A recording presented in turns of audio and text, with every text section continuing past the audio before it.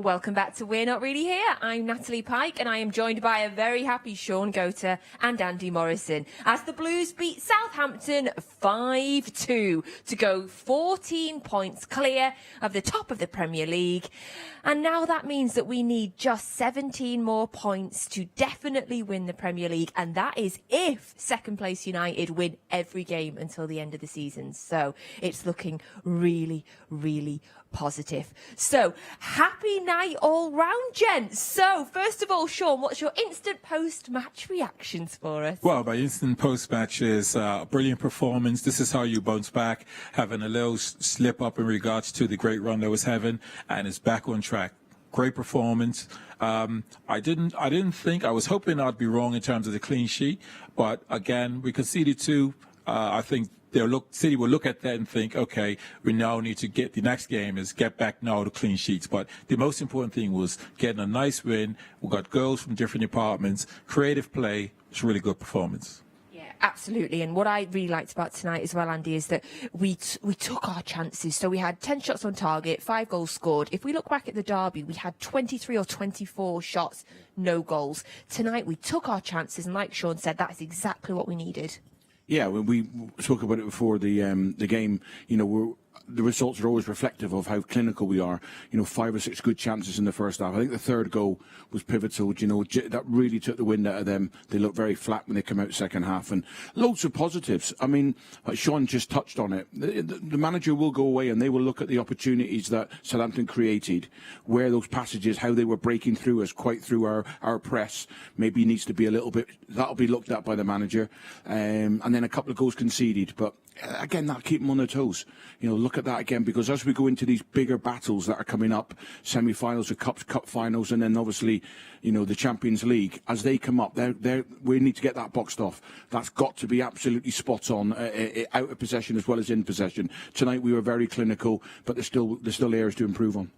So it was 55 minutes, so about 10 minutes into the second half, that we got our 4th goal of the evening, and it came from the absolutely unplayable Riyad Mahrez. And Andy talked at half-time about the incredible form that he's in, and he just came out and scored just a beautiful goal, Shaun. Yeah, I mean, what I really like about this goal is the actual fact that he does a little bit of a quick feet, sort of shifts it from left to right, and then it's a quick feet, and it's still on his left foot, and how he goes and finishes it. This is the quality that Mahrez, he's so exciting. I like when he's receiving balls from a distance, because you just think, okay, how good is his control going to be? And again, it's always immaculate. And you sort of think, how are you going to mark Mahrez? How do you stop Mahrez? Because it's not the strongest player, but by God, he has a great pass. He has the vision to put in quality crosses. We know how deadly he is in around that 18-yard box when he's on that left foot. How do you really stop him? And you really just got to have him facing away from goal and allow him to pass it away. But because he's passing to another quality player, City shift the ball and other players come into it. He's on brilliant form. He really is. I hope he gets the recognition. Obviously, we're still a long way to go in the season, but Diaz has come in and been widely acclaimed as one of the best defenders in the league, rightly so. Kevin De Bruyne, before he picked up an injury, was an incredible one. He's been in that patch now for the last couple of months, and I don't hear the same people talking about him in the same way they talk about those periods, because he has been incredible now for the last couple of months. There's not a better player in the Premier League at this moment in time, or anywhere in Europe, than what he's producing every single week. So hopefully people will step up now and bring it to people's attention just how well he's playing. Completely agree, Andy. I'm always kind of protective over him on social media, because I think he's the one player in the team that gets unjust stick on social media. You saw it at the weekend. There was a few players that didn't have great games at the weekend, and immediately people had started calling his name out. But I thought he was absolutely phenomenal tonight, been phenomenal for months, just like Andy said. And another player that was absolutely phenomenal tonight was Phil Foden, and we can hear from him now. Phil, at times you made that look like a training ground match. What did you feel about it in the end? I thought they started really well and made it a hard game, so I think we think differently. It was a difficult game today. They cramped the middle of the pitch, but yeah, in the end we broke through, and our quality in the final third showed today. How much did you need that sort of result as well after the United game? It's so important once you lose a game to come back, just for the confidence, of the players. And today, we showed our courage to just play out from the back, and it's a really important win to get us back on track. I know you all strive for perfection here. I know certainly your manager does as well. So how frustrated are you that you've conceded 2 goals here? You rarely concede any. Yeah, we'll look back on it through the week and try and change that. How good our defence has been this year. So yeah, we won't be that disappointed. We just need to keep going and thinking about the next game. How good is Riyad in front of goal at the moment? He's cool as you like, isn't he? Yeah, it's a different level at the moment. We're showing his quality every game, and we need him at the moment. It's really important for us. And just finally, I know your manager said before this game there's still a lot more work to do. 6 more wins means you're Premier League champions again. Is there anybody thinking or secretly talking about you may be winning all 4 competitions this year? We try not to think too much what people are saying. We just have to take game by game. You hear the manager saying that every interview he does. Just take every game as it comes, and yeah, that's all we can do really. Well done as always. Thanks, Phil. Come on. Just one more, Phil. Yeah. Thanks, mate. A very happy Phil Foden there, and a very happy Shaun Goater and Andy Morrison in the studio here with me as well. So we're just having a little look through the goals in today's 5-2 victory against Southampton. And we talked about the 4-1 goal with Riyad Mahrez. Now, that came in about the 55th minute, and Southampton went and got another one to make it 4-2 about a minute later. Now, Shaun, I've got to admit to you, my head was down and I was writing notes about the 4-1 goal when the 4-2 goal went in. So, what happened? Good question. Andy, what happened? There's so many goals. Sorry, Andy. No, there was a couple of times where Che Adams drifted wide onto Zinchenko, and they used it as an aerial route. So he's got above Zinchenko, headed the ball. They managed to keep it alive, and then it was just really scruffy. But there was a couple of passages of play after that where they hit Che Adams again against Zinchenko, and Fernandinho tried to get out and help him. But it was just a slight overload mismatch there. The ball inside, and then there was a ricochet, picked up the ball, and then if perhaps Fernandinho should have stayed in where he was in front of Che Adams. He went towards the ball, and then it was a deflection, and it just fell straight to his feet. But again, the manager will look at that, and he'll probably be more interested in the passage of play maybe two phases before, to find out how that ball has got up to where it ended up, and then how something, we don't want to concede goals, because when we get to these key games, and there's huge battles coming up, in these semi-finals, quarter-finals, semi-finals of the Champions League, we can't make them mistakes, and we can't concede 2 goals. So a great eye-opener and a great little pick-up for the players and the manager to look at it in the weeks going ahead. We have to be a little bit better in them areas.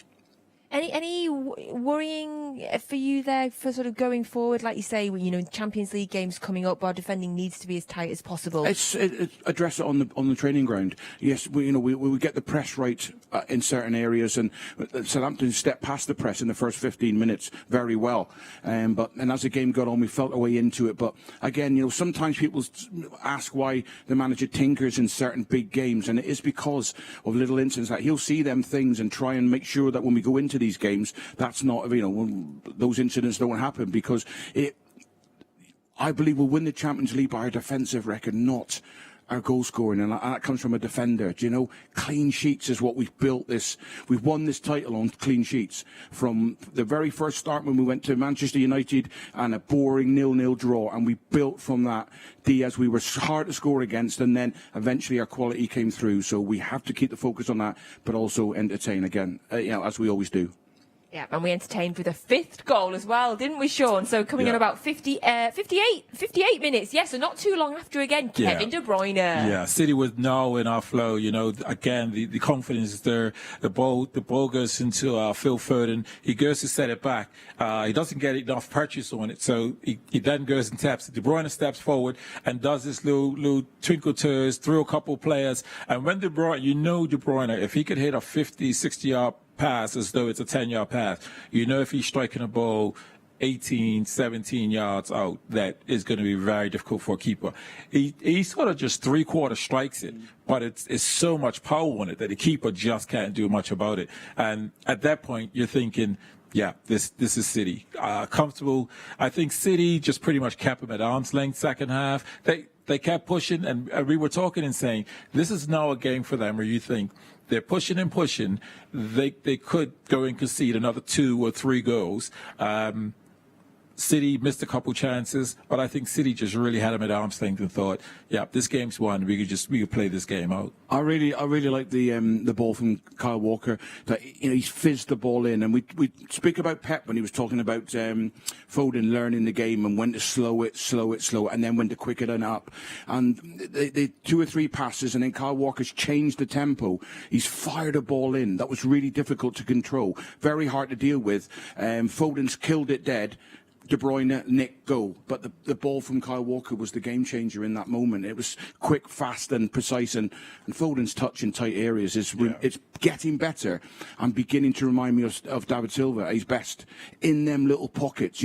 Have a look back, and anybody's watching the show now, go and watch the ball played in and look at Foden deal with it. Well, yeah, I would absolutely agree. And it not only is it a quick pass, but it actually is split between players, and so there isn't much room for the accuracy of that pass.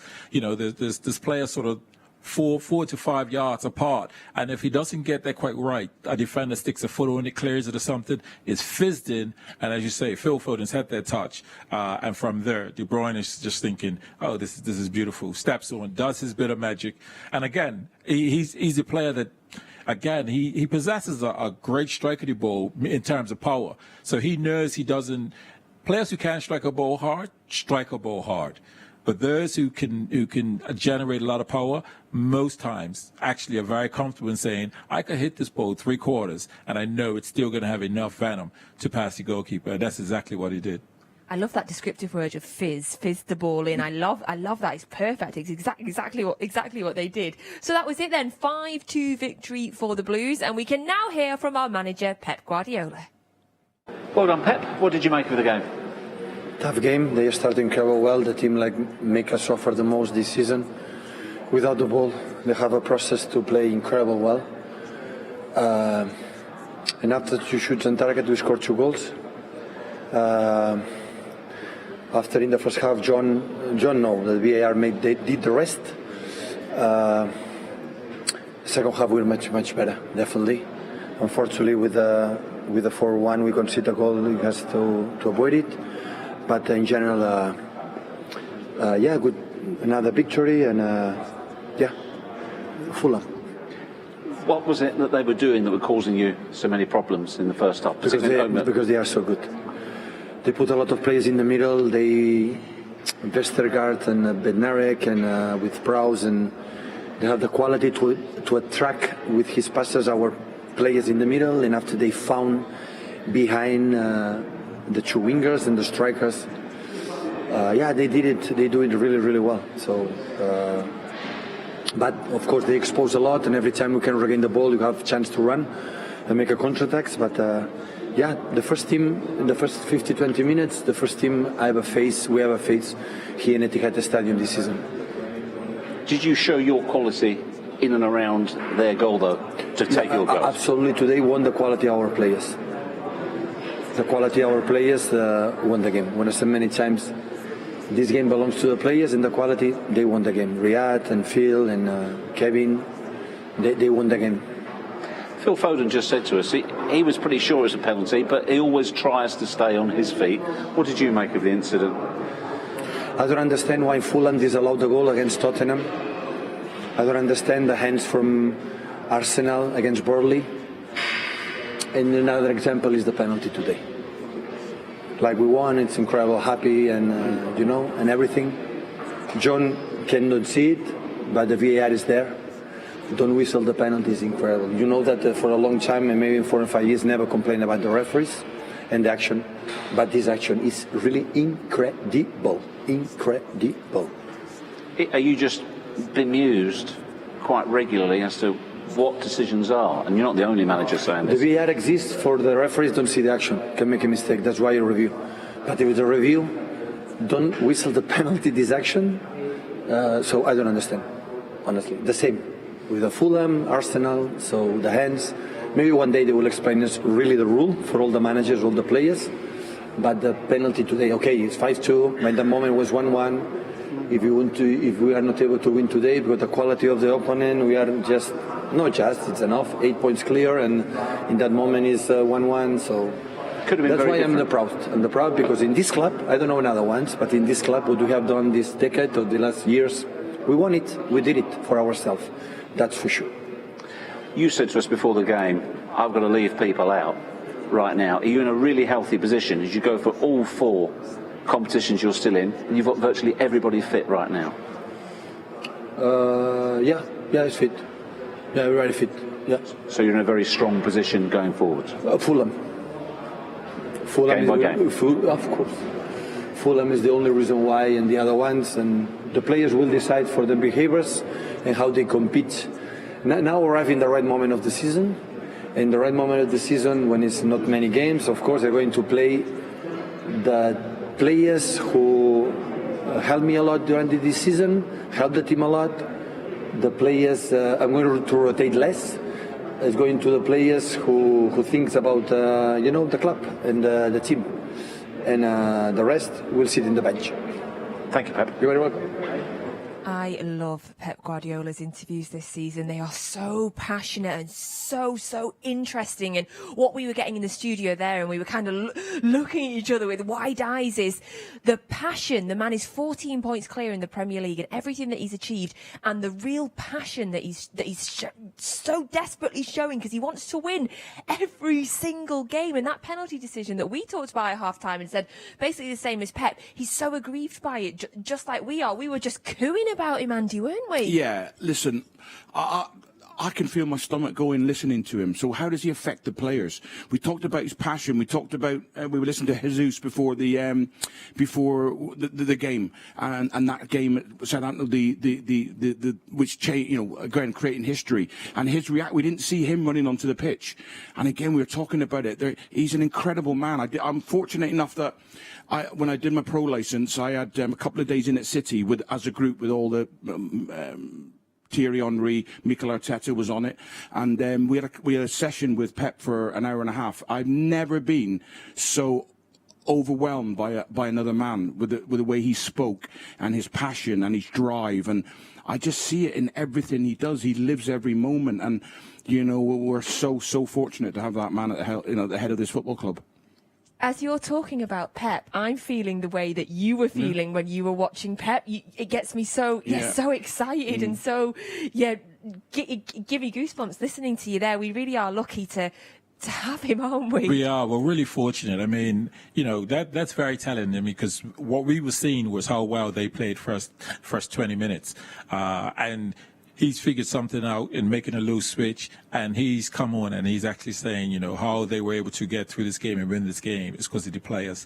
And, this is a modern day manager, saying my players, the ability of the players, the quality of the players, which is absolutely brilliant because we know that we've seen and had different managers in our time, and a manager will come out and say, yeah, well, I figured them out, and this is what I did. But he's such for me, a brilliant manager. Because players will go home and they hear that, and they'll be like, I'm going through another wall for him. How do you not react to that, Sean? Yeah. I'm watching him, and I'm listening to the way he's speaking. I can see his eyes and the intensity. You talk about picking yourself up for the next game and then the one after that. When your manager's in that zone continually, it's impossible for the players not to match that. They're trying to raise their game to get on a level with a man who is so driven, so determined in everything he does. And it inspires me just watching him. So what's that given to the players? Like I say, we're incredibly fortunate. Goosebumps. I love this talk, and of course we love Pep Guardiola, and we also love you all at home as well. Thank you so much for watching, and thank you for joining in, and thank you for tweeting. We love getting your tweets in. You can always tweet us using the hashtag WNRH, and we get tweets from around the world. So we're going to just share a few with you now. Apologies, I promised to do this at half time, but we had so much to talk about with all of those goals and decisions.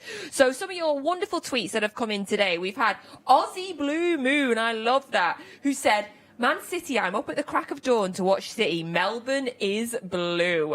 Absolutely love that. Other side of the world, getting up at the crack of dawn to watch City. I love that.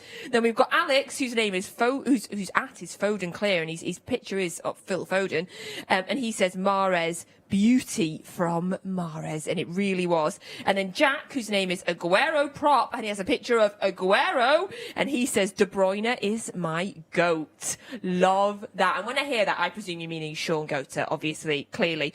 And then Izzy Hall says, I watched the match with my Nana Anne, who's been watching City for 59 years. Hi, Nana Anne. Thank you very much for supporting City for 59 years. And also, she was watching with a hamster who's named Sergio.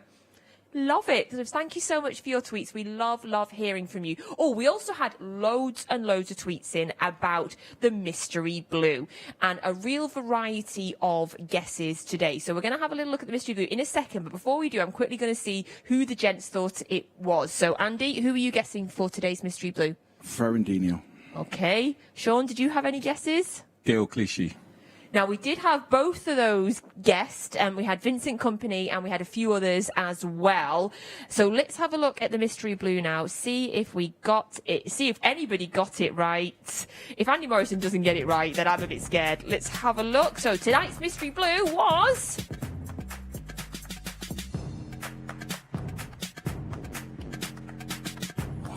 Fernando! I don't think anybody guessed Fernando, you know. Brilliant. I think it's the training top that's thrown us. We had to toughen it up, didn't we? That's great. That's great. Well done, producer Tom. Congratulations. You got us tonight. And I don't think anybody got that on Twitter either, so well done. I think I might have started something here by saying that it was too easy last week, because now it's really hard. Right, before we go, I'm just going to have a little look forward to the fixtures that we've got coming up. And then, of course, we'll just have a little look at the table, because, I mean, it's so beautiful, isn't it? So the fixtures continue to come thick and fast for us. So on Saturday, we are back, and we are back as well on We're Not Really Here. I'll be here on Saturday for the game against Fulham. Now, that is an 8 o'clock kickoff on Saturday night, and we are away at Fulham. That's in the Premier League. Then next Tuesday, we have the all-important second leg of our Champions League last 16 against Borussia Mönchengladbach. And as you'll have seen today, that game has now been moved to Budapest to be in that neutral venue, as it was in the first leg. So that's Tuesday the 16th. Saturday the 20th, it is the FA Cup, and that is the game against Everton. That is the 6th round of the FA Cup. That is on the 20th of March. Now, there is then a bit of a break. It is an international break then. So who knows which players will be getting a rest then and who won't. But we, as fans, will be getting a little rest until the 3rd of April when we play Leicester City in the league. And then the 10th of April, we play Leeds United at home. And as you'll have heard us say there, looking at the points, 6 games would win the league for us, and that depends on as well on Manchester United winning every game that they have left as well. So we're edging closer, everybody. But looking quickly ahead to Saturday's game, Sean, Fulham, they are fighting for their lives. What sort of game are you expecting? Well, Fulham are a team that, yes, they're fighting for their lives. They still try to play football. I would imagine a tough game, but I think for me, I think City will looking to keep a clean sheet, and I would say something like 2-0 will be a good result. And of course, they had that incredible result against Liverpool, or maybe not so incredible these days, but they of course beat Liverpool at Anfield. What sort of game are you expecting from Fulham, and how have you thought of them so far this season? The positive thing again tonight was the bench, so we can freshen it up, 2 or 3, different faces for that game. It'll be tough. It won't be easy because they're, like you say, they're fighting for their lives, and they've hit a little bit of form. They found a form, a way of playing that is creating goals, and they don't look like conceding. So yes, we expect to win the game, of course, and go down there. And but the way they play, they will give you opportunities on the turnover. Any sort of pass that goes astray, they make a mistake, we will punish them. But yeah, it's. I think the way the players and the way they're playing, I think they can't wait for the next game. I really do, because there's such an energy. And again, when you've got the manager speaking the way he did after the game, who doesn't want to play for that? So that's an 8 o'clock kickoff on Saturday night. So we're not really here. We'll be back. There'll be myself, and I'll be with you from 7 o'clock on Saturday night for the game against Fulham. So let's just have a little quick look at the table, just because it's so beautiful. And you can see at the top there is Manchester City, played 29 games on a whopping 68 points. And then second place, Manchester United, 28 games, who incidentally, Manchester United don't actually play again now until Sunday. So we have the game against Fulham before they play. So we could take it to 17 points before they play. But it's currently 14, United on 54.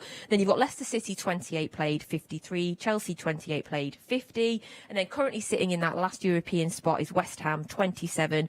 They're on 48 points. And then we'll just go down to 6th because there's no point going any lower than that. And that is a team from Liverpool. Oh, it's Everton. They are on 46 points, 27 games played. What a beautiful league table that is. So, gents, thank you so much for joining me this evening. It's been a pleasure. Pleasure. Looking forward to the next game. They're coming thick and fast, but when you're in the form that we are in, it's an absolute joy. So we hope you enjoyed that game tonight. We hope you enjoyed the show. It was 5-2 to Manchester City, who move 14 points clear at the top of the Premier League. Good evening.